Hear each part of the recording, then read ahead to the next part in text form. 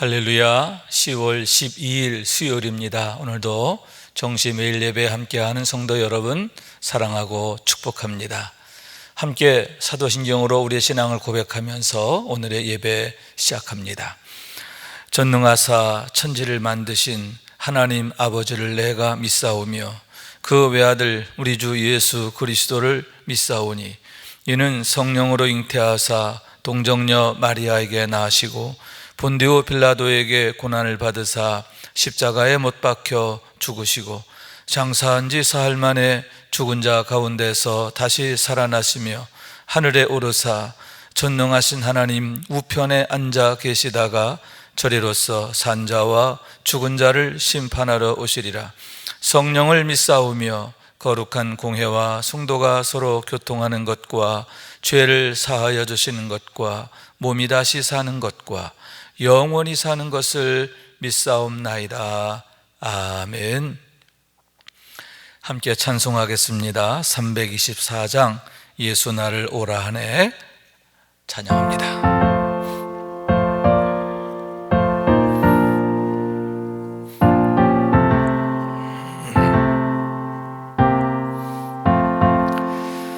예수 나를 오라 하네 예수 나를 오라 하네 어디든지 주를 따라 주와 같이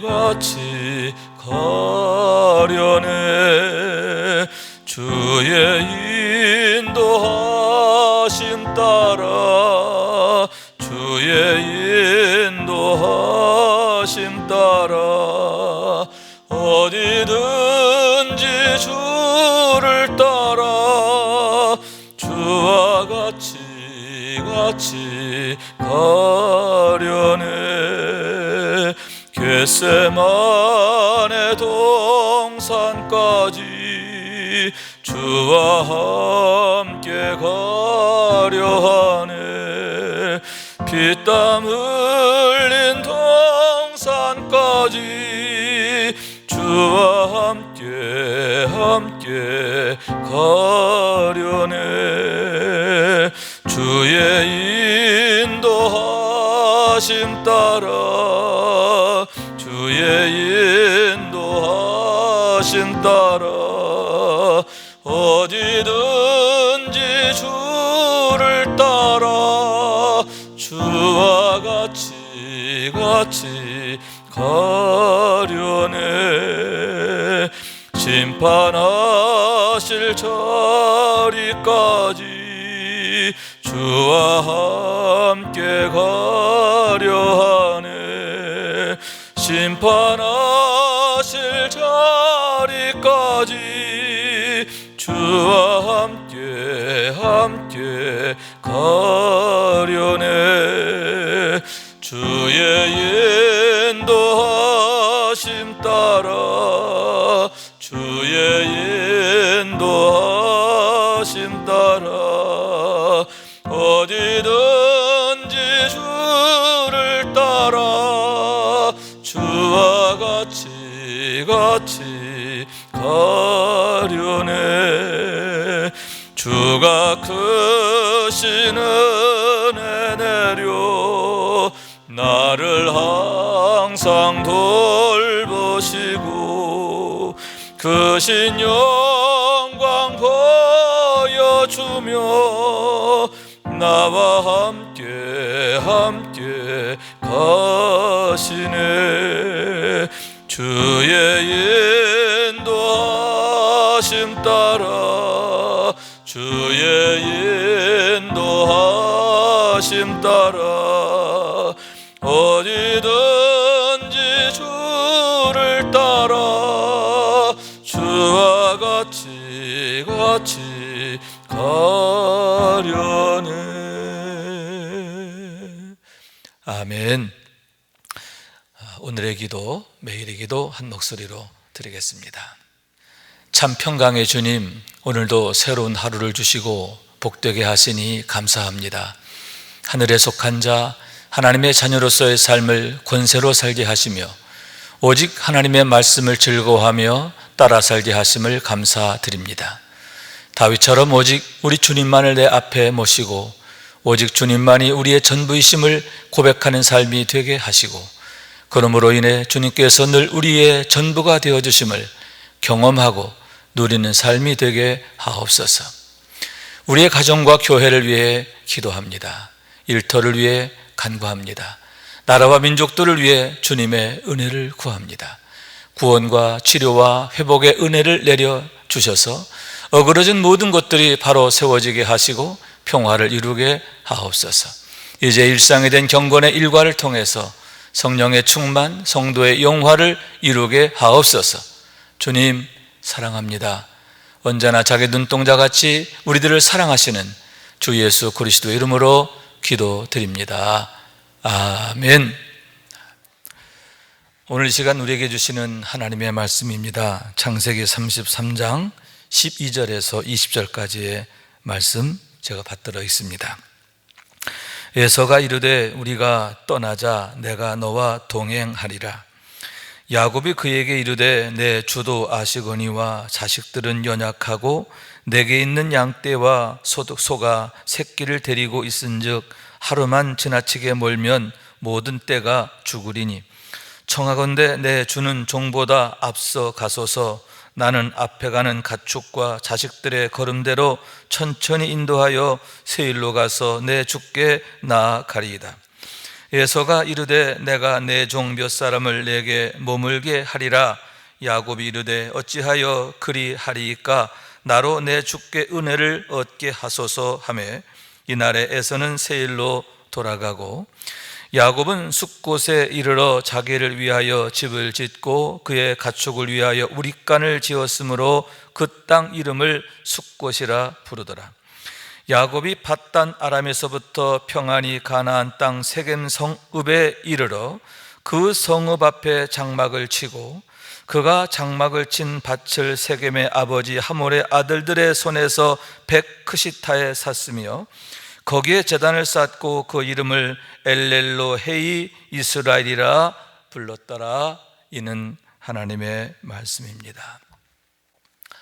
할렐루야. 우리 주님의 은혜와 사랑과 축복이 오늘도 함께 주의 말씀에 아멘 하며 주의 말씀 따라 살기 원하는 여러분 가운데 가득하시기를 주님의 이름으로 축원합니다.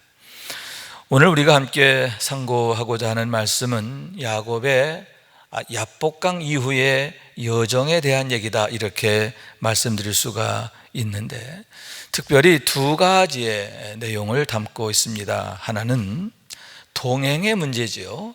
에서가 야곱에게 내가 너와 동행하리라 했을 때 그것을 거절하는 것에 대한 얘기이고, 다른 또 하나는 이제 에서와 헤어진 후 야곱이 길을 떠나 숫곳에 머물고 그러다가 또 세겜성까지 이르게 되었다 하는 것, 그것이 바로 오늘의 말씀의 내용입니다.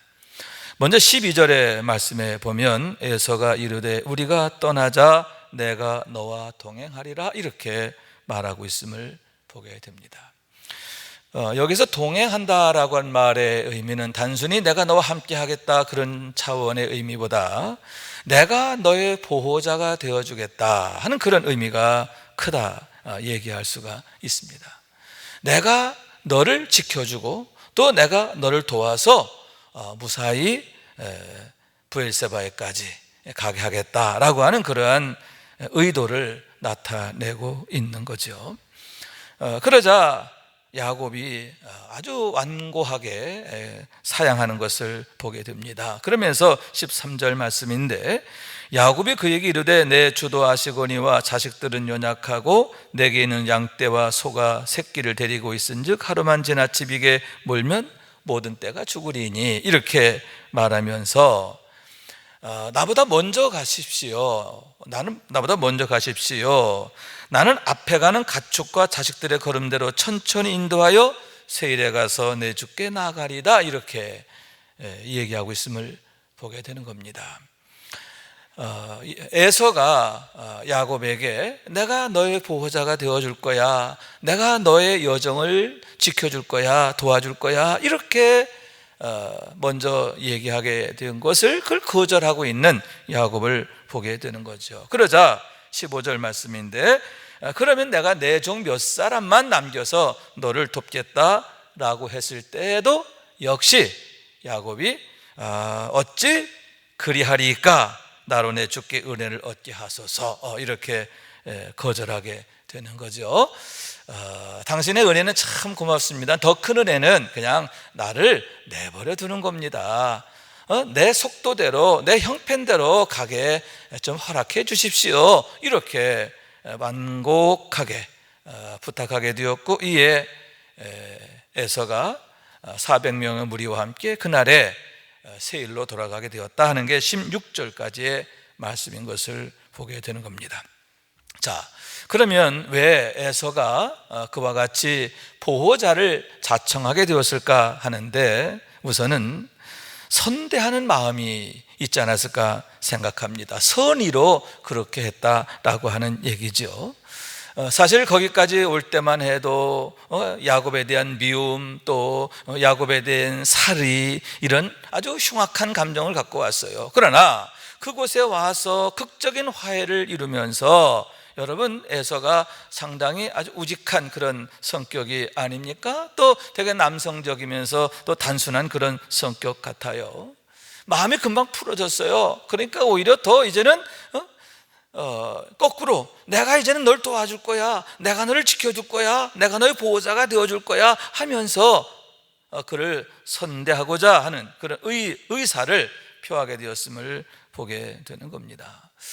그러나 그것과 함께 한 가지 더 있다고 한다면 마음이 좀 우쭐해졌기 때문이 아닐까 생각해요. 야곱이 자기한테 뭐라고 하면 내 주요, 내 주요, 이렇게 고백하고 있는 거거든요. 여러분, 정말 나의 경쟁 상대입니다. 그런 야곱이 나한테 주라고 하는 거예요. 그러면서 그 앞에 막 엎드려 절하고 막 또 자식들 데리고 나와서 막 인사시키고, 얼마나 마음이 우쭐하고 뿌듯했을까요? 그래서 아주 그냥 넉넉한 마음에, 우쭐한 마음에 내가 너와 동행하리라, 이렇게 제안하게 되었음을 보게 되는 겁니다. 그런데 그러한 에서의 선한 제의를 야곱이 완곡하게 거절하고 사용하게 되는 것을 보게 되는데, 그 이유가 어디 있을까 하는데, 첫째로는 경계심 때문이 아닐까 그렇게 생각하게 되는 거죠. 여러분, 에서란 사람에 대해서 야곱이 잘 아는 거예요. 방금도 그런 모습 보지 않습니까? 거기 올 때까지만 해도 야곱을 죽이려고 하는 마음, 그런 마음 가지고 왔는데 금방 마음이 바뀌잖아요. 그런데 이런 성격의 사람이 함께 가는 중에 또 언제 또 마음이 바뀔 줄 몰라요. 이 사람의 마음, 사실 그건 믿을 수가 없어요. 내가 너를 보호해 주겠다, 지켜주겠다, 그런 마음으로 출발하지만 가다가 또 어떻게 마음이 바뀔지, 상황이 바뀔지, 그렇게 되다 보면 자칫 큰 화를 또 입을 수가 있는 거거든요. 어쩌면 그러한 인간의 속성, 또 에서의 속성, 그것을 야곱이 잘 알았기 때문이 아닌가 하는데, 경계심에 이와 같이 사용하게 된 것이 아닌가 그렇게 생각하게 되는 거죠. 여러분, 그렇습니다. 사람은 의지할 대상은 아니에요. 내가 너를 믿었는데, 내가 너만은 나를 배신하지 않을 줄 알았는데, 나는 너만큼은 마음이 변하지 않을 줄 알았는데, 아니에요. 언제든 변할 수 있고, 언제든 달라질 수 있고, 또 언제든 배신할 수 있고, 그게 사람의 모습이더라고요. 그렇기 때문에 여러분, 사람은 믿음의 대상이 아니에요. 의지의 대상이 아니에요. 끊임없이 이해하고 사랑하고 그런 대상일 뿐이고, 오직 하나님만이 변하지 않으시는 하나님, 할렐루야. 여러분, 지난주 설교에서도 하나님 어떤 분이에요? 살아계실 뿐만 아니라 영원히 변치 않으시는 하나님, 영원히 견고한 바위와 같이 서 계시는 하나님, 여러분, 그런 하나님이시기 때문에 오직 하나님만이 우리의 참된 의지가 되고 도움이 되시는 것을 믿으시기 바랍니다. 야곱은 아주 분별력 있는 사람이에요. 아주 총명한 사람이에요. 인간의 속성, 특히 에서의 속성을 알고 이와 같이 사양하게 되었음을 보게 되는 거죠. 두 번째는 현실적인 그런 판단이다라고 생각합니다. 여러분, 에서의 속도와 야곱의 속도는 다를 수밖에 없죠. 에서의 경우에는 딸린 게 없어요. 그 400명이 딸린 식구가 없기 때문에 그들의 속도는 빠를 수밖에 없어요. 더군다나 그들은 훈련된 자들이 아닙니까? 얼마나 속도가 기민하고 빠릅니까? 그에 비해서 야곱의 경우는 자녀들이 아직 어려요. 여러분, 야곱이 그때 12명의 자녀가 있었지요. 11명의 아들과 그리고 1명의 딸, 아직 베냐민은 태어나기 전인 상황이에요. 이렇게 12명의 아들과 딸이 있는데 제일 큰 아들 루벤의 나이가 13살 정도로 보는 거예요. 그렇다고 보면 막내의 요셉 있고 그리고 디나의 경우에는 갓 6살이 넘지 않은 아직 어린 나이다라고 하는 거죠. 자녀들이 아직 어려요. 그런데다가 여러분, 소떼, 양떼가 계속 이동하는 중에도 새끼를 낳잖아요. 소나 양 가운데 어린 새끼들이 있으니까 속도를 빨리 가면 안 되는 거예요. 천천히 형편에 맞춰서, 상황에 맞춰서 가야 하기 때문에 속도가 같을 수가 없다는 거죠. 형편이 달라요, 상황이 달라요. 그렇다 보니까 에서의 속도와 야곱의 속도가 다를 수밖에 없고, 그러다 보면 반드시 문제가 생길 수가 있는 거죠. 그렇습니다. 여러분, 우리가 우리의 속도가 무엇인지를 바로 알아야 돼요. 여러분, 영적인 사람은 영적인 속도가 있어요. 믿음의 속도가 있어요. 하나님의 뜻, 하나님의 목적, 하나님의 방법에는 또 그 영적인 속도가 있어요. 우리가 세상의 속도를 따라가면 안 된다는 거예요. 세상의 속도는 세상 따라가게 하고, 여러분, 우리는 하나님의 속도에 따라야 하는 줄로 믿습니다. 세상 형편 상황 그거 따라가다 보면 우리 부대끼고 문제가 생겨요. 그렇기 때문에 우리는 여러분 항상 우리의 속도가 무엇인지를 바로 알고, 여러분 세상 따라가는 것 아니라, 욕심 따라가는 것 아니라 항상 하나님의 말씀, 하나님의 방법, 하나님의 목적, 영적인 속도를 따라가는, 영적인 형편과 상황을 중심으로 나아가는 우리가 되어야 할 줄로 믿습니다. 그런 면에서 야곱은 참으로 현명한 사람이다라고 할 수가 있는 거죠. 여러분, 세 번째는 여러분 구심점의 문제라고 생각을 해요. 어쩌면 이거 영적인 문제가 될 수도 있는 거죠. 여러분, 에서의 그룹, 에서와 야곱, 그리고 에서를 따르는 400명, 또 야곱을 따르는 가족과 종들 함께 가게 되면 여기에 대장은 누구입니까? 에서일 수밖에 없는 거죠. 에서가 그 모든 그룹의 대장이 되고 또 그가 가자는 대로 가게 될 수밖에 없는 거죠. 여러분, 이럴 경우에는 반드시 문제가 생기는 거예요. 왜냐하면 에서는 지극히 육적인 사람이기 때문에 육신의 생각, 육신의 목적, 육신의 방법을 그가 생각하며 갈 것이 분명하기 때문이죠. 그에 비해서 야곱은 영적인 사람 아닙니까? 기도하는 사람이고 늘 하나님의 인도하심에 늘 귀를 기울이는 그런 사람이죠. 여러분, 하나님이 계셔야 할 자리에 에서가 들어와 있게 된다라고 하는 얘기죠. 그렇게 될 때 여러분, 야곱은 내가 아무리 신앙적으로 살고 싶어도, 신앙적으로 내가 선택하고 싶어도 그렇게 할 수가 없는 거예요. 에서를 이길 수가 없는 거죠. 왜? 에서가 왕처럼 될 것 너무나 자명하기 때문인 거죠. 야곱은 그 문제를 아는 거예요. 이게 단순히 어떤 가족 간의 문제, 또 형편의 문제가 아니라 이것이 영적인 문제까지 이게 귀결되는 것을 알았기 때문에 야곱은 아주 완고하게 사양하고 이제 서로 갈라서게 되었음을 보게 되는 거죠. 다시 말해서 에서가 나의 주 되는 것, 에서가 나의 모든 길을 주도하게 되는 것, 에서가 나의 왕이 되는 것, 그것을 거절하게 되었음을 보게 되는데, 아주 지혜로운 방법으로, 아주 겸손한 방법으로 그렇게 사용을 하고 이제 에서가 그냥 돌아가게 되었음을 보게 되는 겁니다. 여러분, 여기에서 우리가 좀 배워야 할 게 하나 있습니다. 여러분, 왜 이 주도권의 문제, 이 구심점의 문제를 야곱이 중요하게 생각하고 있을까? 야곱은 아는 거죠. 우리의 참 도움이 사람에게 있는 거 아니라는 거예요. 에서가 잠시는 우리를 도울 수 있어요. 그러나 참 도움이 되지 못한다는 거예요. 언제 이 상황이 뒤집어질지 몰라요. 우리를 도우려고 왔던 사람이 오히려 우리를 해칠 수도 있다는 거예요. 그러나 여러분, 오직 하나님은 선하시고 신실하시고 당신의 독생자를 주시기까지 우리를 사랑하시는 줄로 믿습니다. 그러므로 오직 하나님만이 우리의 참 도움이 되시는 줄로 믿습니다.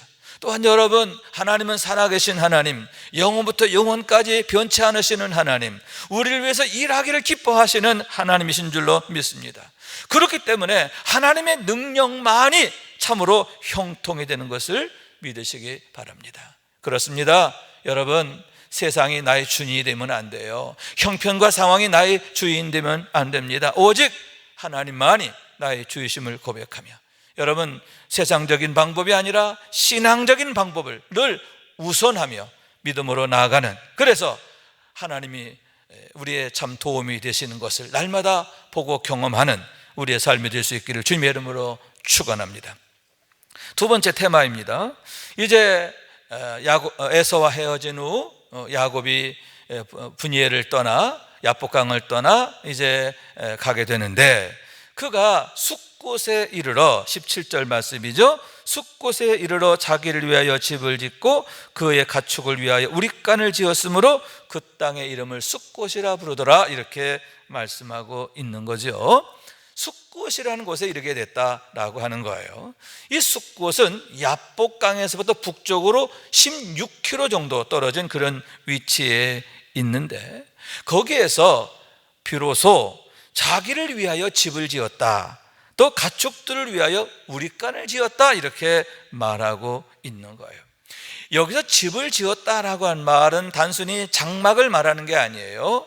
1년, 2년, 수년간 머물 수 있는 아주 단단한 집을 지었다, 그런 의미가 있고요. 가축의 우릿간 역시 마찬가지입니다. 임시처소가 아니라 고정처소로 짓게 되었다 하는 얘기고, 이러한 그의 의도는 여기에서 하루 이틀 또는 한 달, 두 달 이 정도 머무는 게 아니라 장기간 머물려고 하는 그런 의지가 나타나 있음을 보게 되는 겁니다. 여기에는 몇 가지 이유가 있다라고 생각해요. 첫째로는 안도감이지요. 여러분, 거기까지 올 때 얼마나 마음이 두려웠을까요? 특히 야복강에서 한도 뼈가 부러질 정도로 그렇게 하나님 앞에 매달리게 되잖아요. 그런데 에서와 극적 화해를 이루게 되고, 여러분, 이제는 그 두려움에서 벗어나게 된 거예요. 얼마나 안도감을 얻게 되었을까요? 그러니 만큼 아주 긴장도 쫙 풀어졌을 거예요. 그냥 그렇게 막 두려워하고 걱정하고 그랬었는데, 여러분, 이제 안심이 되는 거예요. 이 걱정이 사라졌어요. 그랬을 때 그의 마음이 풀어지고 긴장이 풀어지고 그러면서 이제 좀 쉬었다 가고 싶은 그런 마음이 들었을 것 같다 하는 거죠. 또 하나는 여러분, 이유가 돼요. 지금까지 그 밧단 아람을 떠나서 여기까지 오는 동안 사실은 그렇게 쉴 수가 없었잖아요. 자녀들이 아직 어려요. 특히 이제 막내딸 디나의 경우에는 아직 6살 정도밖에 되지 않은 그런 어린 나이란 말이죠. 그렇기 때문에 한 템포 쉬어갈 그런 필요가 있다. 좀 그동안 좀 우리의 그 일행도 좀 다시 한번 추스리고 또 재충전하고 그럴 필요가 있었다라고 하는 거죠. 자, 그런데 문제는 뭐냐? 그게 길면 한 달 정도가 돼야 하는데 여기에서 수년간 머무르게 됐다라고 하는 얘기죠. 그 단서가 뭐냐면 다시 말씀드리지만 이 숫곳에 장막을 질 때만 해도 디나의 나이가 6살 정도로 봅니다. 그런데 바로 이어서 세겜으로 가게 됐는데 세겜성 앞에 장막을 치자마자 디나가 성안 구경 갔다가 성추행당하고 성폭행당하고, 여러분 그런 일 당하잖아요. 학자들은 그때 그의 나이가 한 15살 정도로 이렇게 생각을 하는 거죠. 그렇다고 한다면 8년 또는 9년 후라고 하는 거죠.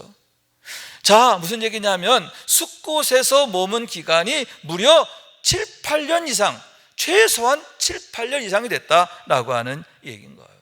여기서는 의문을 가져요. 우선 신앙적으로 본다면 그가 베델을 떠날 때 하나님한테 약속한 게 있잖아요. 그렇기 때문에 여러분, 지금 그가 가장 먼저 가야 할 곳은 베델이에요.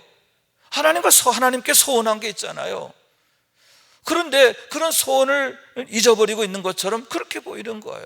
또 한 가지는 뭐냐면 브엘세바에 아직 아버님이 아직 살아계시단 말이에요. 아버님이 아직 살아계신 그런 상황인데, 여러분 인간적인 마음에 20년 만에 돌아오는데, 더군다나 이제는 에서 형으로부터의 그런 문제도 해결됐는데 하루라도 빨리 아버지한테 가는 거 아니에요? 아버지한테 가고 싶은 그런 마음이 있어야 되는 거 아니에요? 그런데 어떻게 그런 마음을 이렇게 접어두고 수년 동안이나 숫곳에 머물 수 있을까? 인간적으로는 이해가 되지 않는데, 여기서 우리는 야곱의 문제를 여기서 엿보게 되는 거예요. 여러분, 사실 이것이 결국은 큰 문제를 가져오잖아요. 세겜성에 디나가 세겜성 구경을 갔다가 성폭행 당하고 결국 그것이 문제가 돼가지고 어떻게 됩니까? 야곱의 아들들이 밤에 칼 들고 들어가서 세겜의 남자들을 다 몰살시키는 그런 아주 정말 천인공노할 일들을 벌이게 되잖아요. 정말 있어서는 안 될 그런 참 끔찍한 사건이 일어나게 되고, 자칫 그 사건은 야곱과 그의 온 가족을 멸절시킬 수 있는, 정말 야곱의 그 모든 것들이 다 무너질 수 있는 그런 위급한 일을 초래하게 되었기 때문인 거죠. 결국 이 모든 게 뭐냐? 숫곳에서의 문제라는 거예요. 잠시 있어야 할 곳에서 너무너무 오래 머물러 있게 되었는데, 여러분 여기에서 우리가 보는 게 뭐냐면 이 숫곳의 문제가 뭐냐면 숫곳에서의 영적 안일에 빠졌다라고 하는 사실인 거예요. 숫곳에 머물면서 영적 충전을 하고 영적 무장을 하고 그랬더라면 여러분 이렇게 거기서 머물러 있을 수 없죠. 하나님과의 관계가 아주 긴밀하고 또 날마다 그가 기도하는 생활, 예배하는 생활 그랬더라면 이렇게 퍼져 있을 리가 없는 거예요. 그런데 여러분 왜 이렇게 오래 머물러 있을 수 있느냐? 오늘 말씀 보면 아주 중요한 게 하나 이렇게 빠져 있는데 뭐냐면 숫곳에 수년 동안 머물러 있었지만 야곱이 거기서 기도했다, 제단을 쌓았다 이런 얘기가 없는 거예요. 어디에 가서 제단을 쌓았느냐? 비로소 세겜에 가서 제단을 쌓는 거예요. 그러니까 10여 년 동안 여러분 야곱은 제단을 쌓았다는 얘기가 없어요. 무슨 얘기입니까? 영적으로 야곱이 얼마나 안일한 상태에 빠지게 되었는가, 그것을 보여주는 거예요. 여러분 그가 두려운 일이 있을 때, 형 에서로 인하여 위급할 때는 야복강에서 정말 하나님의 사자를 붙들고 늘어지면서 환도뼈가 부러져도 놓지 않으면서 매달려 기도하잖아요. 그런데 그런 사람이 문제가 해결되니까, 두려운 일이 사라지니까, 위기가 떠나니까 이렇게 영적 안일에 빠지게 되었고, 결국 이런 영적 안일이 세겜성 앞에서의 그 참혹한 결과를 가져오게 되었다라고 하는 얘기죠. 여러분 제일 문제가 뭐냐? 영적 안일이에요. 여러분 코로나19 이후에 우리가 자칫 영적 안일에 빠질 위험성이 있습니다. 여러분 기도해야 할 때 기도하지 않으면요 울면서 기도할 일이 생겨요. 여러분 야곱이 결국 세겜성 거기서 떠날 때 정말 하나님 앞에 정말 목숨 걸고 다시 기도하게 되잖아요. 좀 울 일이 생기잖아요. 그래요. 기도해야 할 때 기도하지 않으면 울면서 기도할 일이 생겨요. 그러나 여러분 우리가 기도할 때 날마다 깨어 기도하면, 영적으로 우리가 늘 성령 충만하면 날마다 형통하게 되는 줄로 믿습니다. 그래서 기도하는데, 찬송하는데 감사함으로 기도하고 감사함으로 찬송하게 되는 줄로 믿습니다. 여러분, 늘 우리가 영적으로 깨어 있어야 합니다. 어려울 때만 기도하는 게 아니에요. 평상시도 기도해야 돼요. 영적 나태에 빠지면 안 됩니다. 늘 내 영이 깨어 있도록 스스로를 채근해야 할 줄로 믿습니다. 그래서 여러분, 늘 영적으로 깨어 있고, 그래서 늘 형통한 삶이 되기를 원하는데, 항상 우리의 삶 속에서 하나님의 일하심을 보고 경험하는 우리 모두가 될 수 있기를 주님의 이름으로 축원합니다. 기도하겠습니다. 자비하신 하나님, 감사합니다. 저희를 사랑하셔서 오늘도 예배하는 삶이 되게 하셔서 감사합니다. 정말 영적으로 깨어 있어야 하고 기도해야 하는 저희들인데 행여 영적 안일 나태로 인하여 주님, 우리가 정말 안타까운 일 당하지 않도록 도와주시옵소서. 오히려 날마다 감사하고 찬송하는 삶이 되게 하여 주옵소서. 하나님께서 나를 통해 나타나시는 영광으로 인하여 날마다 하나님을 자랑하는 삶이 되게 하여 주옵소서. 주님의 이름으로 기도합니다. 이제는 우리의 구세주가 되시며 대속자가 되시는 예수 그리스도의 구속의 은혜와 아버지 하나님의 사랑과 성령님의 교통하시는 은총이 오늘도 정시 매일 예배를 통해서 경건의 일과를 세우며 성령 충만하며 그럼으로써 성도의 영화가 나타나는 삶의 주인공 되길 원하는 주의 사랑하는 모든 권속들 위에 영원토록 함께 하시기를 간절히 축원하옵나이다. 아멘.